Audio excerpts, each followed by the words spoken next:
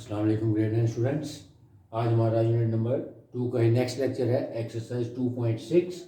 Very important exercise, क्योंकि 2.5 में मैंने आपको आयोटा का कॉन्सेप्ट दिया था कि स्क्वायर रूट ऑफ -1 जो है या negative number under square root sign is known as iota, और आयोटा को कैसे कन्वर्ट करते हैं उसका भी तरीका बताया था। आज हमने देखना है कि ऑपरेशंस ऑन आयोटा कैसे हो सकते हैं। अब ऑपरेशंस का मतलब क्या होगा? अगेन, जब कभी भी मैथमेटिक्स में ऑपरेशंस की बात होती है तो addition, subtraction, multiplication, division etcetera. तो आज हम देखेंगे कि जो डिफरेंट कॉम्प्लेक्स नंबर्स हैं, अगर हमने उनको ऐड करना है तो कैसे करना है, या उनको डिवाइड करना है, मल्टीप्लाई करना है या रैशनलाइज करना है, वो सारे क्वेश्चन हम देखेंगे कि किस तरह से हम डिफरेंट कॉम्प्लेक्स नंबर्स के ऑपरेशंस करते हैं, यानी addition, subtraction, multiplication, division etcetera. Exercise 2.6 page number 52, question number 2। Express in standard form. Express in standard form का मतलब क्या है? मैंने अपनी जो इनॉग्रल लेक्चर था, मेरा फर्स्ट लेक्चर था इससे इमेजिनरी नंबर्स के बारे में, कॉम्प्लेक्स नंबर के बारे में, उसमें था कि किसी भी कॉम्प्लेक्स नंबर को हम जी से डिनोट करते हैं और उसकी स्टैंडर्ड फॉर्म होती है ए प्लस बी आयोटा। ए इसका रियल पार्ट है और बी इसका इमेजिनरी पार्ट है। यानी जब जितने भी हम इसमें क्वेश्चन करेंगे, जितने भी क्वेश्चन है उसके ऊपर कोई भी ऑपरेशन करना हो, ऑपरेशन करने के बाद यानी एडिशन, सब्ट्रैक्शन, मल्टीप्लिकेशन, डिवीजन करने के बाद आपने आंसर हमेशा स्टैंडर्ड फॉर्म में लगाना है। यानी ए प्लस बी आयोटा, यानी रियल पार्ट और इमेजिनरी पार्ट दोनों को अलग अलग शो करना है। Part number 1। अब दिया हुआ था complex number 2 plus 3 iota plus 7 minus 2 iota, तो इसको हम लिखेंगे let z is equal to 2 plus 3 iota plus 7 minus 2 iota. क्योंकि किसी भी कॉम्प्लेक्स नंबर को हम जी से डिनोट करते हैं, लिहाजा जो भी कॉम्प्लेक्स नंबर दिया उसका पहले नाम रख लें और उसके बाद वो ऑपरेशन करते हैं। अब इसके ब्रैकेट्स को ओपन कर लें। 2 प्लस, अब देखें ये रियल पार्ट है और ये रियल पार्ट है, यानी रियल पार्ट को रियल पार्ट के पास ले जाएं और इमेजिनरी पार्ट को इमेजिनरी पार्ट के पास ले जाएं। तो 2 प्लस 7 प्लस 3 आयोटा और माइनस 2 आयोटा, यानी ब्रैकेट्स ऑफ करने के बाद आपने रियल पार्ट और इमेजिनरी पार्ट को अलग अलग कर देना है। अब 2 प्लस 7 हो गया 9 और 3 माइनस 2 हो गया प्लस 1, तो 1 आयोटा। इसका मतलब ये देखें स्टैंडर्ड फॉर्म आ गई। ये इसका रियल पार्ट है 9 और ये इसका इमेजिनरी पार्ट है iota. Part number 2, let z is equal to 2 into 5 plus 4 iota minus 3 into 7 plus 4 iota. Again पहले इसको ओपन करेंगे ब्रैकेट्स को, उसके बाद फिर रियल और इमेजिनरी पार्ट को इकट्ठा कर लेंगे। तो ये मल्टीप्लाई करें, 2 5 है 10 plus 2 4 8 iota minus minus plus minus 3 7 21, फिर माइनस प्लस माइनस 3 4 12 आयोटा। अब देखें इसमें रियल पार्ट कौन सा है? 10 और माइनस 21, क्योंकि इसमें इमेजिनरी या आयोटा की वैल्यू नहीं है। इनको इकट्ठा कर लिया, 10 माइनस 21 प्लस 8 आयोटा और माइनस 12 आयोटा। अब इसको अलग अलग करें, 10 माइनस 21 किया तो माइनस 11 और 8 माइनस 12 किया तो माइनस 4 आयोटा। देखें अगेन ये स्टैंडर्ड फॉर्म में आ गया। ये इसका रियल पार्ट हो गया माइनस 11 और माइनस 4 हो गया इसका imaginary part. Part number 4, let z is equal to 2 iota square plus 6 iota cube plus 3 iota 16 minus 6 iota 19 plus 4 iota raise to the power 25। अब इसको बिल्कुल वैसे करेंगे जैसे एक्सरसाइज 2.5 में बताया था कि जब कभी आयोटा की वैल्यू या उसकी पावर जो 2 से एक्सीड कर जाए तो उसको 2 से डिवाइड करें और उसको ब्रेक करें। अगर रिमाइंडर 0 है तो आयोटा 7 नहीं आएगा, और रिमाइंडर 1 है तो आयोटा वैल्यू 7 मल्टीप्लाई कर देंगे, और उसके बाद फिर आयोटा स्क्वायर की जगह -1 पुट करें और सिंप्लीफाई कर लें। तो 2 आयोटा स्क्वायर प्लस, अब देखेंगे 6 आयोटा क्यूब है, तो 2 को जब 3 को 2 से हम डिवाइड करेंगे तो 2 1 2, तो 1 रिमाइंडर आ जाएगा, जैसे इसके साथ आयोटा भी आ जाएगा। तो लिखेंगे 6 into iota square multiplied by iota plus, अब ये देखें 16 है तो 2 8 16 होता है, तो जब पूरा पूरा डिवाइड होगा इसका मतलब 7 आयोटा नहीं आएगा, तो लिखेंगे प्लस 3 टाइम आयोटा स्क्वायर की पावर 8। सिमिलरली 19 है, जब इसको 2 से डिवाइड करेंगे तो 2 9 18 होता है, इसका मतलब लिखेंगे आयोटा स्क्वायर की पावर 9 मल्टीप्लाइड बाय आयोटा, क्योंकि पूरा डिवाइड नहीं हुआ था, क्योंकि 2 9 18 है लेकिन हमारे पास 19 था, इसका रिमाइंडर 1 बच जाएगा। सिमिलरली 25 को जब 2 से डिवाइड करेंगे तो 12 2 24, इसका मतलब अगेन 1 बच जाएगा तो 7 आयोटा आ जाएगा, लिखेंगे 4 आयोटा स्क्वायर की पावर 12 मल्टीप्लाइड बाय आयोटा। अब जहाँ जहाँ आयोटा स्क्वायर है वहाँ पे उसकी जगह -1 पुट कर दें, तो 2 into -1 plus 6 into -1 multiplied by iota plus 3 into -1 raise to the power 8 minus 6 into -1 raise to the power 9 multiplied by iota plus 4 into -1 raise to the power 12 multiplied by iota. अब ये भी आपको बताया था कि जब भी -1 की पावर इवन नंबर होगी तो उसका आंसर हमेशा पॉजिटिव 1 होगा, और जब भी -1 की पावर ऑड नंबर होगी तो उसका आंसर -1 होगा, उसी रूल के मुताबिक। ये हो गया 2 इंटू -1 हो गया -2, फिर +6 इंटू -1 हो गया -6, और साथ आयोटा था तो -6 आयोटा हो गया, प्लस अब देखिए -1 की पावर 8 है, इवन है, तो इसका तो ये +1 हो जाएगा, तो 3 मल्टीप्लाइड बाय 1 करेंगे तो +3 आ गया। फिर -6 -1 की पावर 9 करेंगे तो अंदर आ जाएगा -1, क्योंकि ऑड थी पावर, और साथ आयोटा आ गया। सिमिलरली +4 इंटू -1 की पावर 12 थी तो उसका आंसर आ गया +1, तो 4 इंटू 1 मल्टीप्लाइड बाय आयोटा।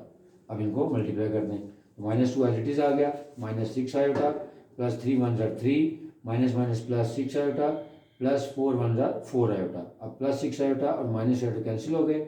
अब रियल पार्ट और इमेजिनरी पार्ट अलग-अलग कर दें, -2 +3 किया तो +1 आ गया, और +4 आयोटा एज इट इज आ गया। अब देखिए स्टैंडर्ड फॉर्म में आ गया, ये इसका रियल पार्ट और ये इसका इमेजिनरी पार्ट।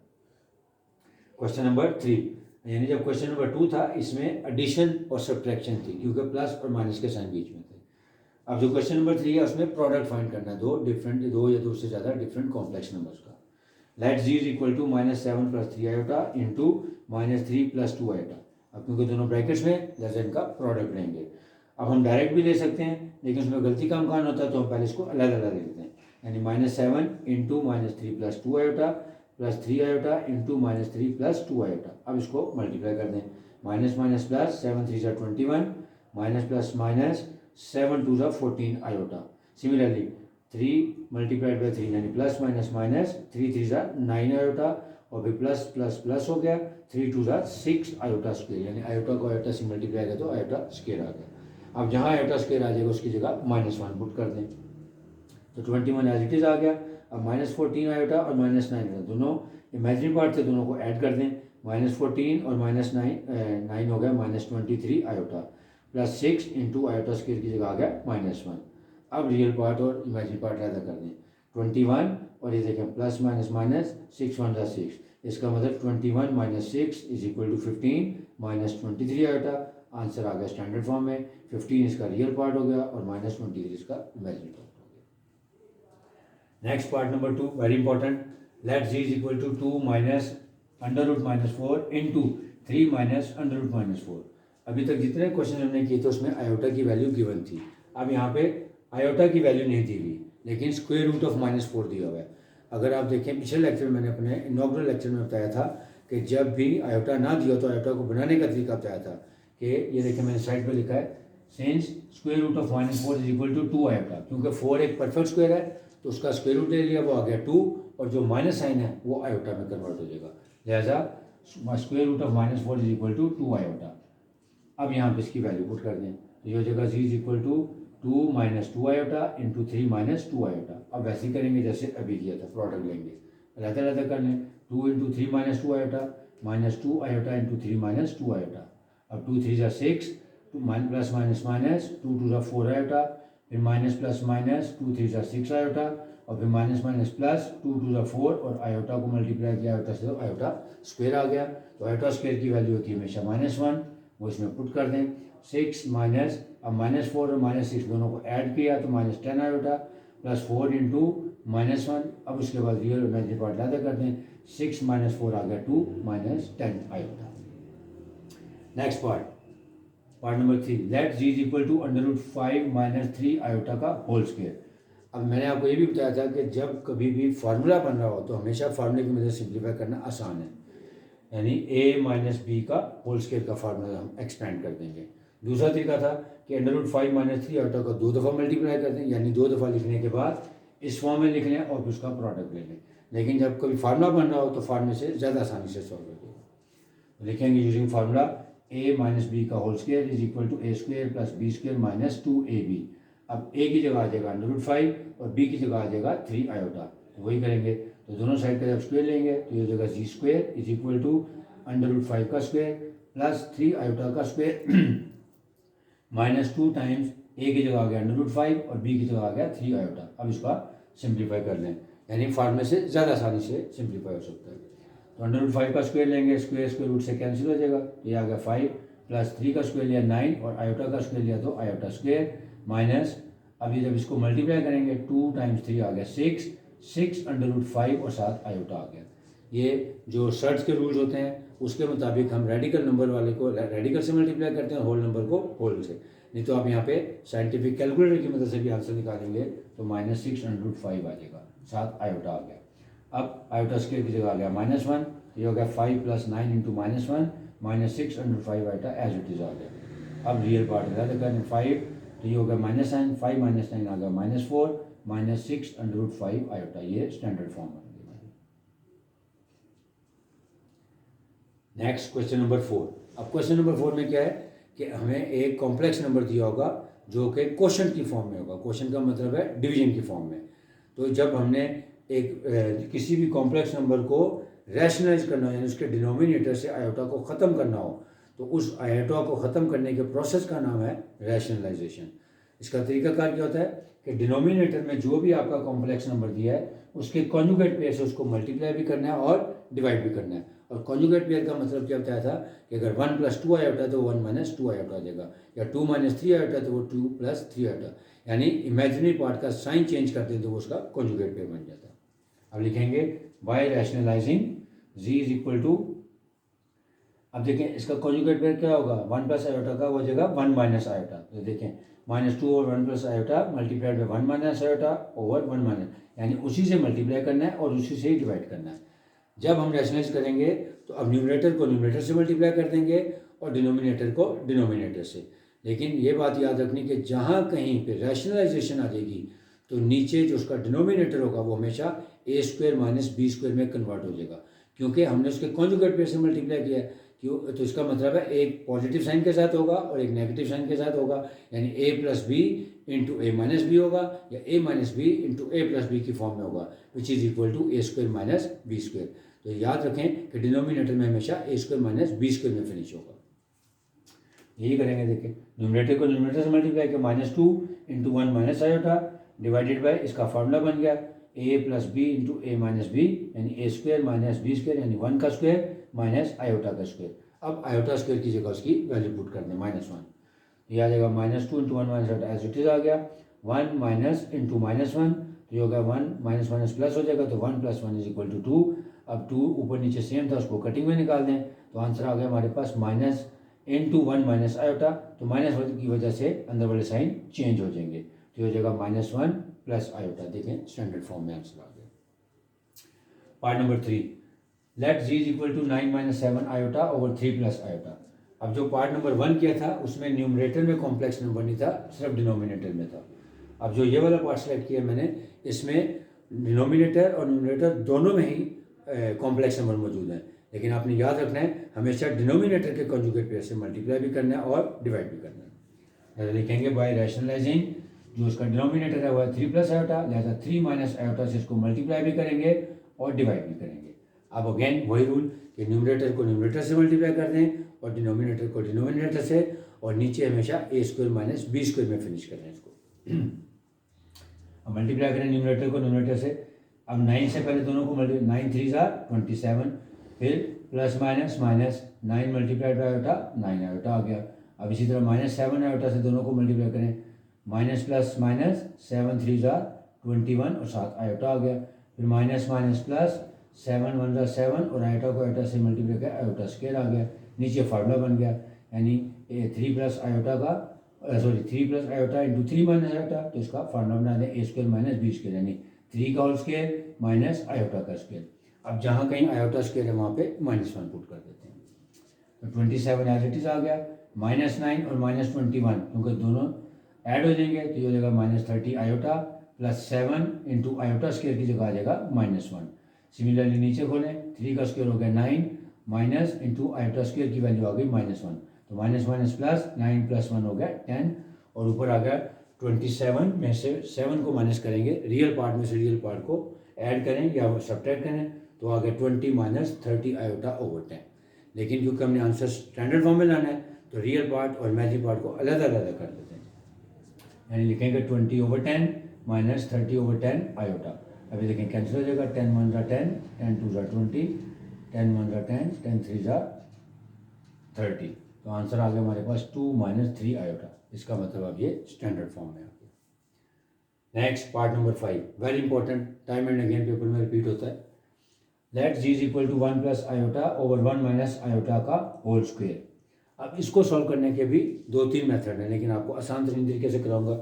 एक तरीका तो इसका यह है कि इसके जो ब्रैकेट के अंदर वैल्यूज़ को रैशनलाइज कर लें, जैसे अभी ऊपर सिखाए, लेकिन उससे क्वेश्चन थोड़ा मुश्किल हो जाता है। तो आसान तरीका क्या है, क्योंकि ये होल स्क्वायर है, लिहाजा इन दोनों को अलग अलग कर दें, यानी न्यूमरेटर का भी होल स्क्वायर ले लें, डिनोमिनेटर का भी होल स्क्वायर ले लें, और उसके बाद होल स्क्वायर के फॉर्मूले को एक्सपेंड करने के बाद सिंप्लीफाई करें। कैसे? इसको लिखेंगे 1 प्लस आयोटा का whole square divided by 1 minus iota का होल स्क्वायर। आपको रूल्स ऑफ एक्सपोनेंट में भी बताया था कि जब x ओवर y और होल की पावर m हो तो उसका मतलब है कंबाइंड हो, तो हम उसको अलग अलग कर लेंगे, x raise to the power m divided by y raise to the power m। अब इसको एक्सपेंड कर लें, ये फार्मूला ऊपर बन गया a प्लस बी का होल स्क्वायर और नीचे बना a माइनस बी का होल स्क्वायर। फार्मूला आपने लिखना नहीं है, आपके माइंड में होना चाहिए। तो अब a प्लस बी का होल स्क्वायर का फार्मूला क्या होता है, A square plus B square plus 2ab। तो a की जगह आ गया 1, यानी 1 का स्क्वायर प्लस आयोटा का square plus 2 times 1 into iota. इसी तरह डिनोमिनेटर में लिखें A square plus B square minus 2ab, यानी 1 a की जगह आ गया 1 का square plus iota square minus 2 times 1 into iota. अब इसको सिंप्लीफाई कर लें, आयोटा स्क्वायर की जगह -1 पुट कर दें। 1 का स्क्वायर आ गया 1, आयोटा स्क्वायर की जगह आ गया -1 और 2 1 जा 2, यानी 2 आयोटा आ गया। सिमिलरली नीचे देखें 1 प्लस आयोटा स्क्वायर की जगह -1 और -2 आयोटा आ गया। अब ये 1 और ये -1 कैंसिल हो गया, इसी तरह नीचे भी कैंसिल हो गया। अब हमारे पास जो रिमाइंडर है वो क्या है, 2 आयोटा डिवाइडेड बाय -2 आयोटा। अब अगेन ऊपर नीचे जो नंबर सेम हो तो उनको कटिंग में निकाल देते हैं। तो 2 1 जा 2 और 2 1 जा 2, यानी दोनों ही कैंसिल हो गए। अब हमारे पास आ गया 1 ओवर 1, यानी -1 आ गया। लेकिन क्योंकि हमने आंसर स्टैंडर्ड फॉर्म में लिखना है, अब खाली -1 है, इसका तो रियल पार्ट आया, इमेजिनरी पार्ट हमारे पास नहीं है। तो जो इमेजिनरी पार्ट हमारे पास नहीं हो, मैंने आपको पहले भी जो 2.5 कराई थी उसमें बताया था कि जो चीज़ मिसिंग हो या ना लिखी उसके साथ हम 0 लगा देंगे। तो हम लिखेंगे hence -1 plus 0 iota is the standard form of this question. Revise कर लेते हैं कि जो एक्सरसाइज 2.6 है ये basically operations on imagine numbers या कॉम्प्लेक्स नंबर्स है, यानी किस तरह से हम कॉम्प्लेक्स नंबर्स को ऐड, सब्ट्रैक्ट, डिवाइड या मल्टीप्लाई कर सकते हैं। तो क्वेश्चन नंबर 2 था, उसमें एडिशन एंड सब्ट्रैक्शन थी, जस्ट ब्रैकेट्स को ओपन करना था और रियल पार्ट और इमेजिनरी पार्ट को कंसोलिडेट करना, यानी इकट्ठा करने के बाद सिंपलेस्ट फॉर्म में आंसर निकालना था। फिर जो इसका पार्ट नंबर 4 था, इसमें डिफरेंट किस्म की आयोटा की वैल्यूज़ थी। तो सबसे पहले हम उसकी पावर्स को ब्रेक करेंगे उसी तरीके से जिस तरह से एक्सरसाइज 2.5 के क्वेश्चन नंबर 1 में ब्रेक करते हैं। ब्रेक करने के बाद उसके बाद फिर जब वो सिंपलेस्ट फॉर्म में आ जाएगा तो आंसर को हमने स्टैंडर्ड फॉर्म में लिखना है। उसका तरीका ये था कि अगर पावर 2 से ग्रेटर हो तो आप उसको 2 से डिवाइड करें, अगर पूरा नंबर डिवाइड हो जाए तो इसका मतलब है आयोटा से मल्टीप्लाई नहीं करेंगे। अगर पूरा नंबर डिवाइड नहीं हो रहा और 1 बच जाता है तो जो भी आपका बचेगा उसके साथ आयोटा को मल्टीप्लाई कर देंगे। ये रूल्स मैंने आपको 2.5 में सिखाए थे और काफ़ी सारे क्वेश्चन करवाए हैं। आप अगर चाहें भूल जाएं तो आप उस वीडियो को दोबारा देख लेंगे तो आपको समझ आ जाएगा। फिर उसके बाद आपने कंसोलिडेशन करनी है। कंसोलिडेशन का मतलब क्या है कि रियल पार्ट अलहदा करने, इमेजिनरी पार्ट अलहदा करना और उसको सिंपलेस्ट फॉर्म में लिख देंगे। क्वेश्चन नंबर 3 में प्रोडक्ट है दो डिफरेंट कॉम्प्लेक्स नंबर्स का। तो प्रोडक्ट का भी वही रूल है कि इस वैल्यू यानी इसकी फर्स्ट वैल्यू से दोनों को मल्टीप्लाई करें, फिर सेकंड से दोनों को मल्टीप्लाई करें, फिर उसके बाद आयोटा स्क्वायर की जगह -1 प्लेस करें और फिर इमेजिनरी पार्ट और रियल पार्ट को अलग अलग करने के बाद सिंपलेस्ट फॉर्म में लिख दें और आंसर स्टैंडर्ड फॉर्म में लिखेंगे। जो इसका पार्ट नंबर 2 है उसमें थोड़ी सी टेक्निकल बात क्या थी कि उसमें आयोटा नहीं दिया हुआ था, आयोटा आपने बनाना था। तो उसमें -4 दिया हुआ था, तो उसका आयोटा बनाने का तरीका क्या बताया था कि 4 का स्क्वायर रूट ले लें, वो आ जाएगा 2 और साथ उसके आयोटा लगा दें। तो -4 की जगह 2 आयोटा आ जाएगा। फिर आगे उसका प्रोडक्ट वैसे लेंगे कि इस 2 से पहले दोनों को मल्टीप्लाई करेंगे, फिर -2 आयोटा से दोनों को मल्टीप्लाई करेंगे, फिर आयोटा स्क्वायर की जगह -1 पुट करेंगे और कंसोलिडेशन करने के बाद रियल पार्ट और इमेजिनरी पार्ट को अलग अलग लिख देंगे। पार्ट नंबर 3 में a minus b whole square का फार्मूला यूज़ करेंगे। फार्मूला जहाँ अप्लाई हो रहा होगा वहाँ फार्मूला लगाएं और उससे क्वेश्चन जल्दी और सिंपलेस्ट फॉर्म में आ जाएगा। फिर क्वेश्चन नंबर 4 जो है वो रैशनलाइजेशन का कॉन्सेप्ट है कि डिनोमिनेटर में कॉम्प्लेक्स नंबर दिया हो तो उसको किस तरह से एलिमिनेट करना है, उसके कॉन्जुगेट बेसिस को मल्टीप्लाई भी करें और डिवाइड भी करें, फिर न्यूमरेटर को न्यूमरेटर से मल्टीप्लाई करें और डिनोमिनेटर को डिनोमिनेटर से, और वो हमेशा a square minus b square में फिनिश होगा। उसके बाद रियल पार्ट और इमेजिनरी पार्ट को अलग अलग कर दें। जो उसका पार्ट नंबर 3 था उसमें ऊपर और नीचे दोनों में कॉम्प्लेक्स नंबर थे, तो हमेशा याद रखना है कि हमेशा डिनोमिनेटर के कॉन्जुगेट पेयर से उसको रैशनलाइज करना है और सेम प्रोसेस करना है, न्यूमरेटर को न्यूमरेटर से, डिनोमिनेटर को डिनोमिनेटर से, नीचे फार्मूला ए स्क्वायर माइनस बी स्क्वायर का फार्मूला लगाएं और फिर सेपरेट करने के बाद रियल पार्ट और इमेजिनरी पार्ट अलग कर लें। जो उसका पार्ट नंबर 5 था उसको आपने दोनों के स्क्वेयर अलग अलग कर लें, न्यूमरेटर का अलग स्क्वायर लेना है, डिनोमिनेटर का अलग स्क्वायर लेना है, फिर ए प्लस बी होल स्क्वायर या ए माइनस बी होल स्क्वायर के फार्मूलाज को एक्सपेंड करें और फिर उन दोनों को कंसोलिडेट करने के बाद आंसर निकालें।